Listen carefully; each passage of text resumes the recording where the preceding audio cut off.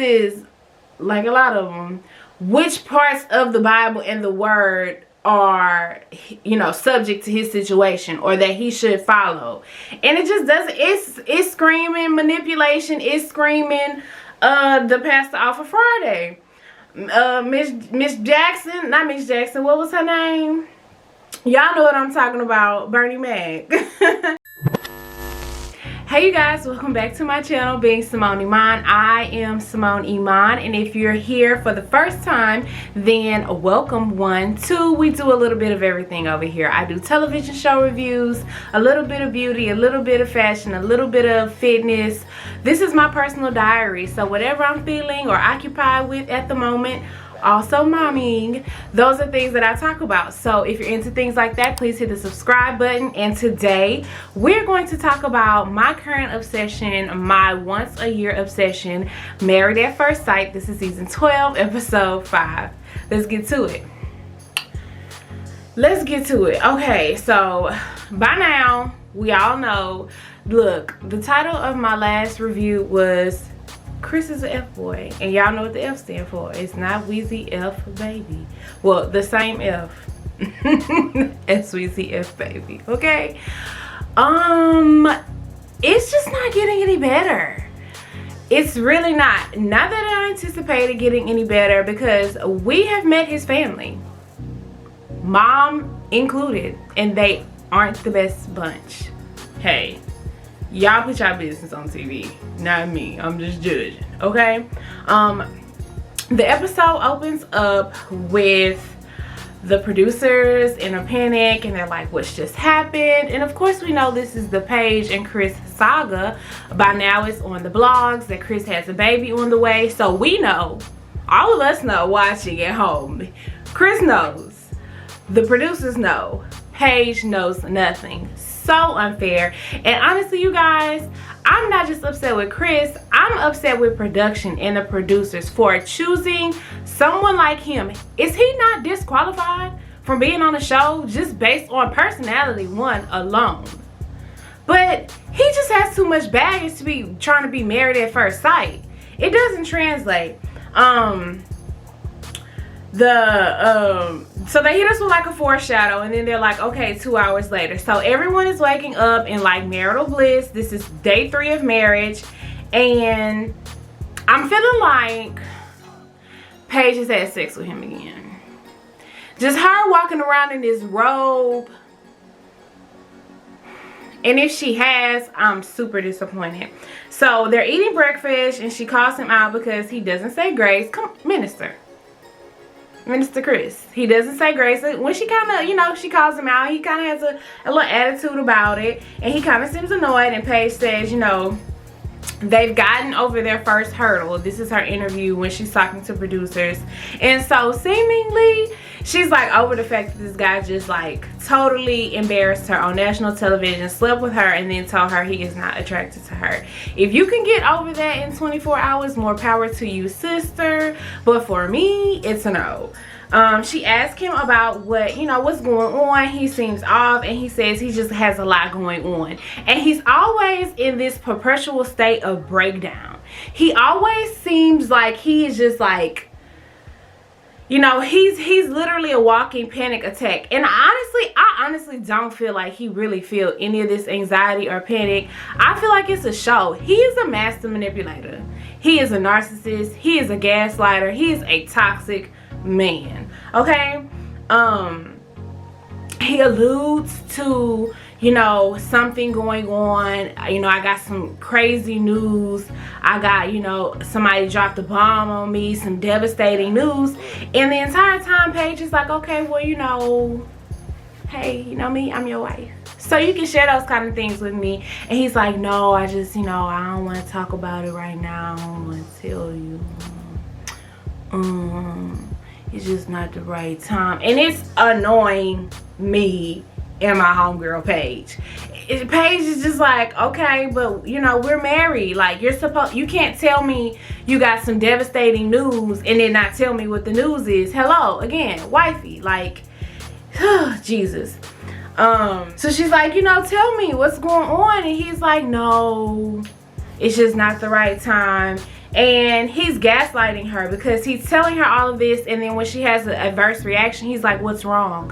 What do you mean? What's wrong? You are what's wrong. I think that Paige communicates really well with him. She has a lot of patience. It's like Paige got to be an elementary school teacher in her spare time, because she has a lot of patience with him to say he can be so childish at times, especially when it comes to communication. Like when it's time for him to be direct, he cowers in like a child, and he doesn't want to look at you, and he puts his head down and he cries, and it's really giving too much. So Paige starts pacing back and forth. She walks out, she goes by the elevator lobby, and all the producers are like, why don't you tell her? Why don't you tell her? Which pisses me off, because that means he's told them and he's not told her.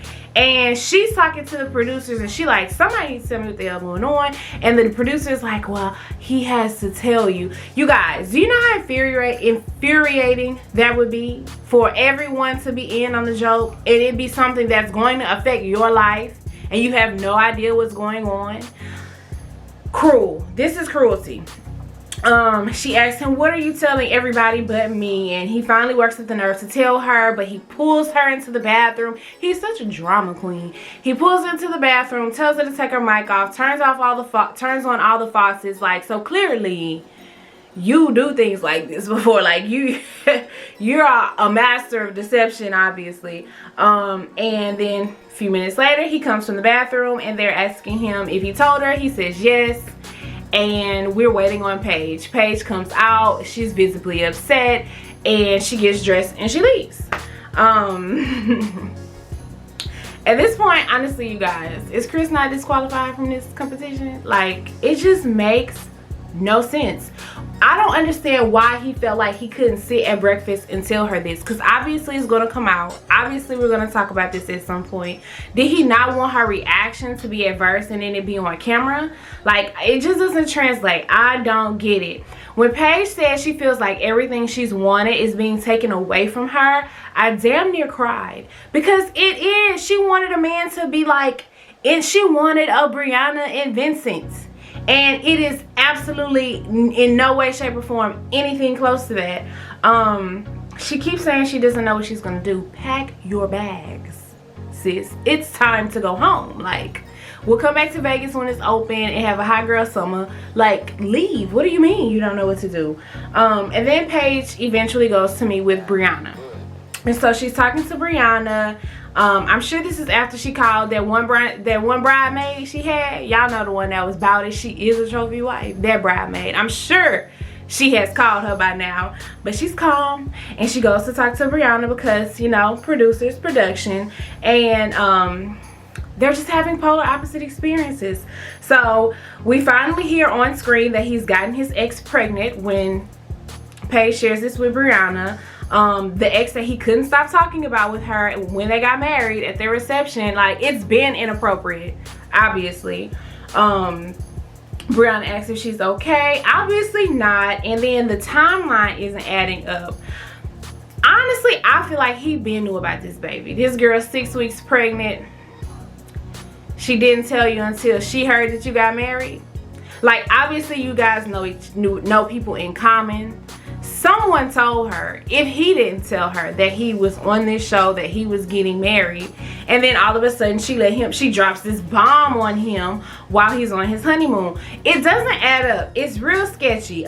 She's known for a few weeks that she's pregnant, but she's just now telling him a few days after his wedding. And then Paige is sharing with Brianna how she feels. And I feel like Chris makes Paige so insecure. One, because he's so, not attracted to her. But then you can tell she's embarrassed and ashamed because she's going through all of this with him, and she done gave up the draws.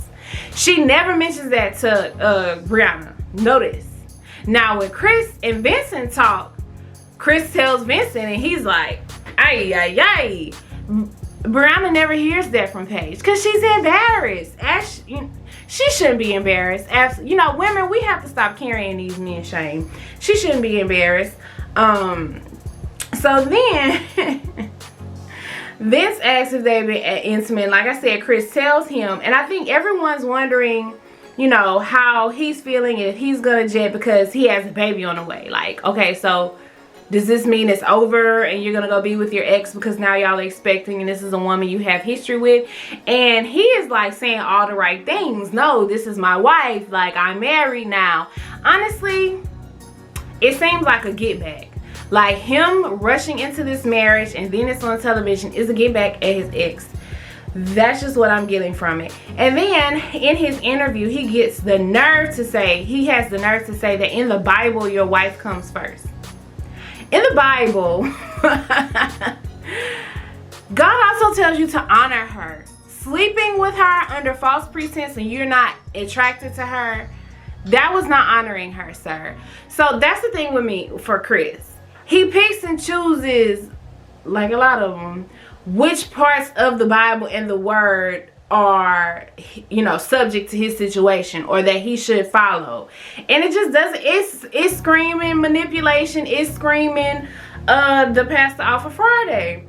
Miss Jackson, not Miss Jackson, what was her name? Y'all know what I'm talking about, Bernie Mac. He says that if he were Paige, he'd be out and that, you know, he would get it if she didn't want to stay in the marriage. Shit, me too. You halfway out of the marriage. Why should she stay? Brianna asks Paige what she's going to do and she doesn't know. And it's like, how many times are you going to let him shit on you? Like, why don't you know? She's giving him a lot of grace that he doesn't deserve. Brianna tells her to think about yourself. Don't think about him. Think about you. If this isn't something you can stomach and deal with, don't. It's not your fault, it's his. Then we get to their dinner scene. I'm going couple by couple. Paige arrives alone. I feel like Chris should have been sitting there waiting on her. He comes after her. First wrong move. They start talking and he says he never heard from her after he told her what he told her. And she asks for a timeline. He says that his ex is 6 weeks pregnant and they were last intimate 6 weeks ago. I feel like he was screwing on that girl up until they got married. But who am I? Paige asks how he's feeling or how she's feeling and if she has like an expectation of them getting back together. And he starts laughing and he's like, well, I had to tell her I'm married. And Paige is like giving him straight face. What is funny? Nothing in this is funny. He apologizes and his apologies are super shallow to me. Nothing about them is genuine. I don't believe anything he says. And Paige says she's still trying to figure out what she's gonna do. I feel sorry for Paige. I feel like Paige's self-esteem and self-respect is a zero, honestly. And it's come to a point, honestly, and we'll see this at the end of the episode when all the couples are together. You can't even be mad at Chris for Paige. Cause Paige isn't mad at Chris for Paige. You know what I'm saying? He asked her if it was decision day, what would she say? And she says that she'd probably walk away. And they switched to his interview and he says he's emotionally drained. Are you? He's really good at painting himself as the victim. Really, really good. Really, really good at that. Paige explains that, you know, had they not had the rocky road they had the first day of marriage or the second day of marriage, maybe she would be able to handle this better. She asks him if he still has feelings for his ex and if he thinks there's a possibility of them getting back together. And he's like, no, you're my wife, you come first. And this again gives her some type of validation because she says in her previous relationship, her partner had a child and that child came before her. And so this gives her that boost. These words now, she ain't even giving him time to make action on it. Just these words he's telling her is good enough for her to say, oh my God, I can't believe he said that. That makes me feel so secure. How, sis? How does that make you feel secure? She's really heavy on her vows. She talks about that 20 times this episode.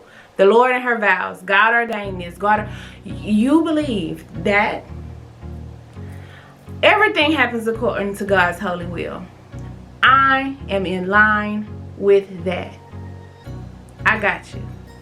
God also gives you the opportunity to choose. Okay? You have a choice in God's will. Okay? And what happens thereafter is also God's will. So if you were to walk away, sis, guess what? That's God's will, girl. Hallelujah, won't he do it? It's like, come on. on. Just, you know, she real heavy on that scapegoat religion too. And that's the thing, like, for me. Like, I ain't feeling neither one of them when it comes to that. Because there's some manipulation in that just don't sit right in my spirit. She asked him if he knows her middle name. He passes the test. He knows her middle name. And she's like, I told myself I would never give myself to a man if he didn't know my middle name. Well, he don't know how to treat you. So which one is more important? Then he tells her he wants to give her babies. And she just smiling and batting her eyelashes. And Paige is too satisfied with mediocrity. Okay? It's a problem. We're going to talk about Paige and Chris again at the end of the episode. Eric and Virginia, y'all. The ratings between Paige and Chris and Eric and Virginia, they giving us what we need, okay? They're getting ready to go to the pool, and Virginia's getting full glam, and she's curling her hair, putting on makeup, and Eric is like super sarcastic about it, like, what are you doing all this for? We're going to the pool. And he's like, you're just gonna get in the water. No, really, I'm not. Yes, girl. Virginia should have got her some braids, some vacation braids, girl. She should have went and got her some faux locks. They talk about noticing something, or no, gone too far. She says she's always late, and you know, he's a pilot, so he's like probably chronically on time, like his career depends on it. They talk about how they got together with the couples, and they talk about, you know, their connection compared to what they observed with the other couples. And that's when they say that they noticed that something was off with Paige and Chris. I thought they were going to say Haley and Jacob, but they didn't. Haley and Jacob really made a comeback for me this episode, by the way. When they get to the pool, Eric says very sarcastically, what's missing? Because he know his girl want a cocktail. She said she want a Vegas bum. Ain't never been to Vegas, but baby girl know what a Vegas bum is, okay?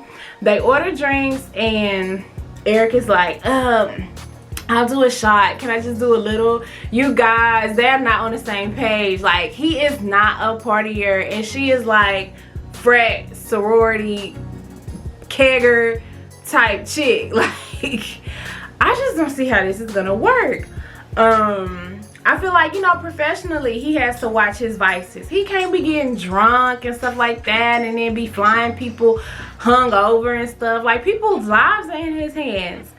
He says that, you know, well, he's talking to Virginia, and I think that he has a good way of communicating. Like, he's very articulate with what he feels and what he expects.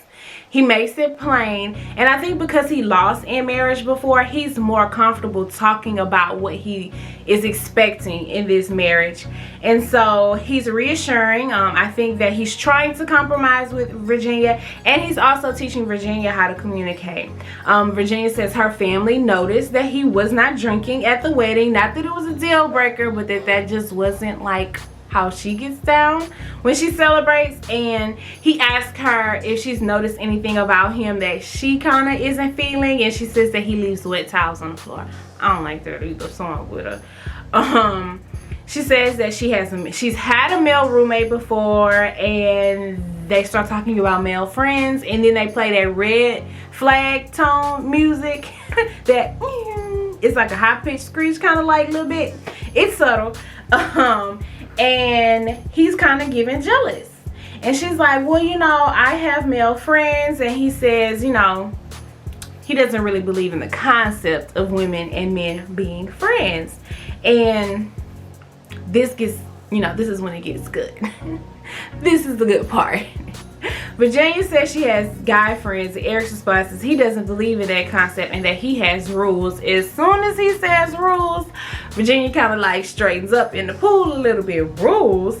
More red flag music about male friends. And I'm just like, well, tell us why you really got divorced, Eric.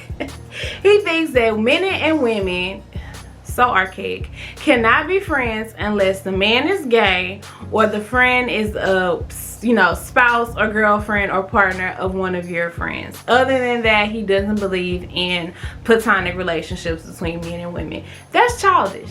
It is, because men and women can absolutely be friends without there being any energy in between that. And it was given awkward. They go have dinner.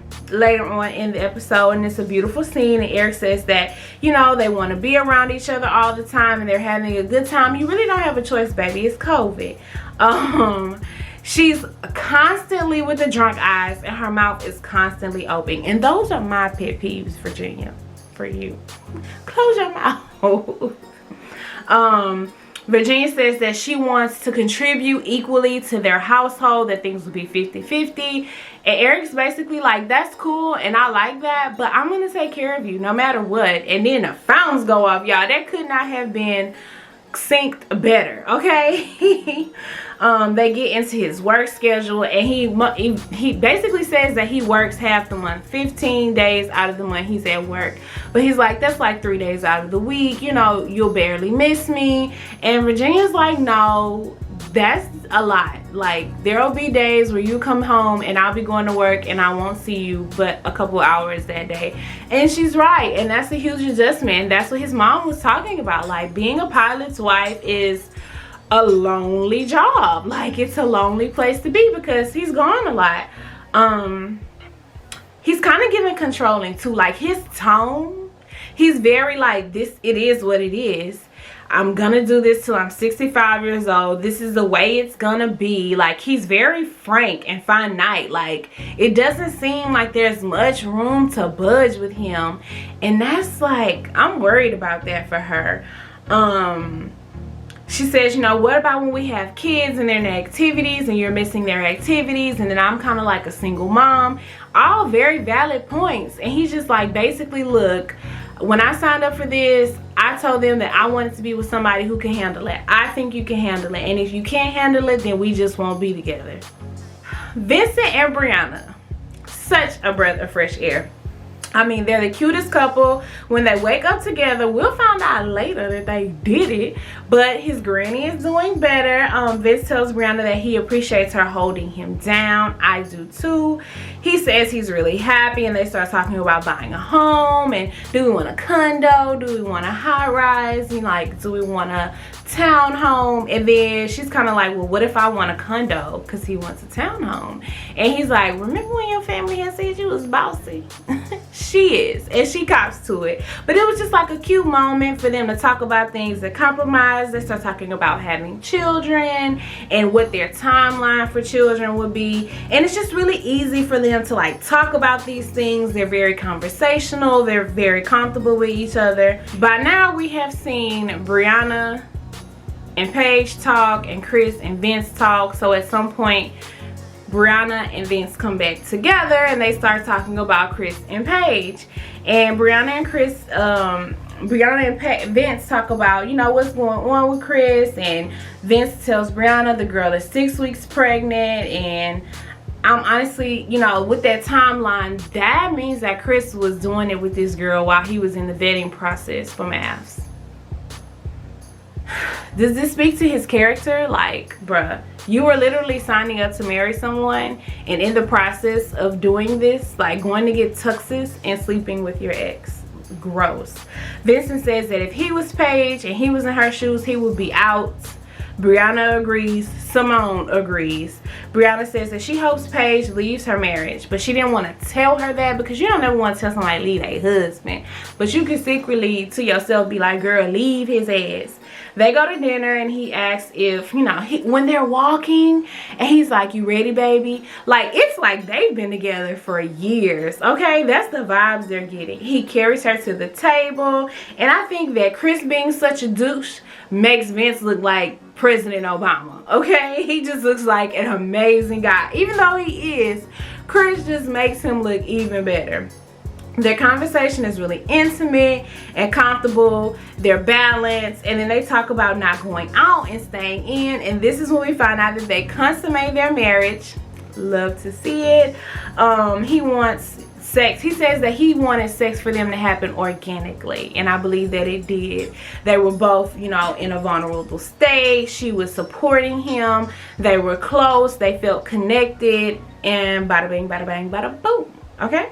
And the scene ends with them playing footsies, and he's like rubbing his feet in hers, but it's like his feet are on top of hers. So that means Vince get pedicures, baby, because the bottom of them feet is a very tricky place. So I'm feeling like he got nice feet.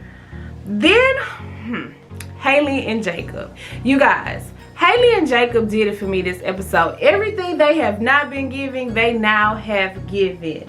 They sit down for lunch and Jacob starts eating raw onions. It's like he wants to be like her gross boyfriend. That she told him she'd go out on a date with him one time and now she's stuck with him.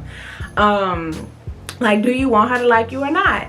He asked for feedback, like, what does your family think about me and your friends? And she says no one's told her to run yet, and that he says that his friends tell him he's a really lucky guy. She asks what they're going to do and you know, what's going on while we're here, and he's like, we're probably gonna go to the gym on vacation. Some people do that though. I think I want to turn into a person that does that. He starts talking about the kind of workouts that he does, and he says he has Star Wars kettlebells. Where you want them at? Haley says she does yoga, and he's steady eating these raw onions. I put in my notes, I would love to see Jacob's like middle school yearbook pictures. I bet he was such a geek. They walk into dinner and Jacob has converted Haley. They have like these 80s LED light shades. He asks her how many holes are in a straw. I've never heard that before. What do y'all think? Drop down in the comments. How many holes are in a straw? His analogy about his mouth and his ass was hilarious. He's just very 80s inspired. It doesn't get much of anything more with him. Like, that's the extent of interest for him. The gym, steak in the 80s. She asked him what's the craziest thing he ever done. He said he wore a pink thong at spring break, and I can't unsee it, and I want to. Weirdly, I think they're a great match. And then when they're looking at the fish in the aquarium and they kiss, I was just like, okay, damn it, guys. All right, I see what you did there. I think Haley and Jacob really put it on me. Like, I'm here for them now. It wasn't as boring as it was before. I feel like Jacob is opening up more. He likes Haley. He knows Haley likes him. And they're just able to, like, you know, have a banter and bounce energy off of each other. And it's just like, when people are more comfortable, they are more entertaining and easier to get along with. So, shout out to Haley and Jacob. Clara and Ryan. They wake up and Ryan's hair is perfect. Is it a perm and a flat iron?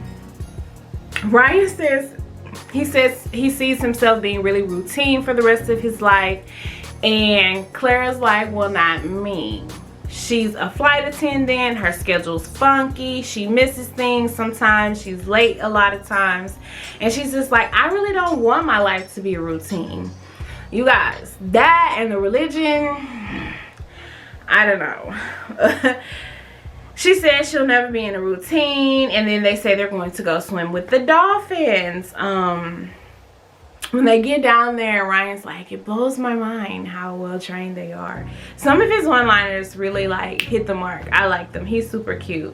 Why are dolphins so cute, you guys? I want a Sophie now. After they've messed with the dolphins, they go talk about kids' names, and their names are Vera and Elton. And she was like, not Elton. Vera ain't much better, Clara. But okay. They talk about like rearing and allowing their kids to be themselves and instilling values. And she asks about, of course, church is a thing for them, raising kids in the church. And he says that, you know, he plans to raise his kids in the church. And I think that, you know, with millennials and religion, it gets really sticky. For me, Ryan correlates values to religion. And you do not have to like take your kids to Sunday school, take your kids to choir practice, junior ushers, vacation Bible school in order to instill values in them. You just don't. Like, you can give your personal values onto your children without making it the central, you know, idea religion, organized religion. But I think for him, it's just like those are one and the same. And that might be where he and Clara need to have a conversation on, like, how do we still have a Christian value system without being so heavily influenced by like routine, church, and a stickler for like this whole congregation affiliation, like identification type of scenario. I just don't see that working for Clara. They go to dinner and they start talking about how they live, and Clara says she's messy and she doesn't do dishes. They compromise on laundry. Ryan says, well, I don't have a lot of clothes. I noticed that when he had on like a MMA championship t-shirt. You have a plain t-shirt to wear? And Clara says that she's worried that, you know, Ryan's a little too optimistic, and that in her past, when she's moved in with a guy, it kind of brought problems on that weren't there initially. All the couples meet up, and this is the bada bang, bada bang, bada boom. Beyonce, Vincent and Brianna are like flexing, like, yeah, this shit lovely over here, like we look great. When they was calling him Champagne Poppy, like Champagne V, like Champagne Vinny, that's what it was. Like they really, their aura is like love, in sync, like they got it going on, and everyone else is close and intimate too, except Paige and Chris. Paige sitting like this, Chris sitting like this. Like there's no connection there, and it's obvious. Like I said, I'm really impressed with Haley and Jacob, and everybody is strong. And then they get to Paige and Chris, and everybody's like, well, how is it going on with you guys? And they're both like deers and headlights. Paige sat up there and downplayed her trauma to save his reputation, to save what he looked like. And like, or maybe she's trying to save face for herself. I don't know. But for her to totally downplay and ignore how deeply he has hurt her was very off-putting for me. I can't lie. It made me look at Paige in another way.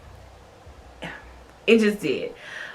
Chris says he don't want to talk about it, and she's like, well, it's gonna be out there, like you might as well tell them. And he ends up telling everyone about the pregnancy.